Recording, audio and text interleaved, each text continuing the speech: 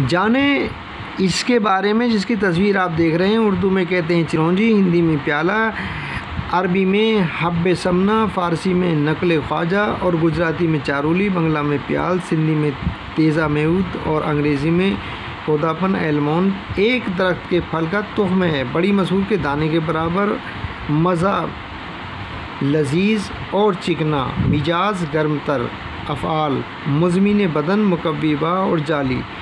चिरौंजी कसीरुल ग़िज़ा है। लागर अस्कास को फरवा करने के लिए हरीरे में शामिल करके पिलाते हैं। ज़ोफ़बा के मरीज़ों को माजीन मुकव्विबा में शामिल करके पिलाते हैं।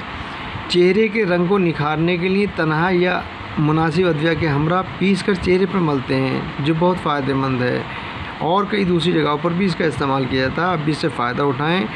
और ये मुज़िर, शकील और देर हज़म ग़िज़ा है। इसका बदल पिस्ता और तिल है। इसकी मिक़दार खुराक 6 मासे से 1 तोला तक हुआ करती है। आप भी फ़ायदा उठाएं। वीडियो पसंद आई हो तो लाइक और सब्सक्राइब करें, घंटी का बटन दबाएं ताकि आने वाली और मौजूदा तमाम वीडियो आपको मिलते रहें। आप इससे फ़ायदा उठाएं। इजाज़त दें, फिर मिलेंगे किसी अच्छी वीडियो के साथ। आदाब।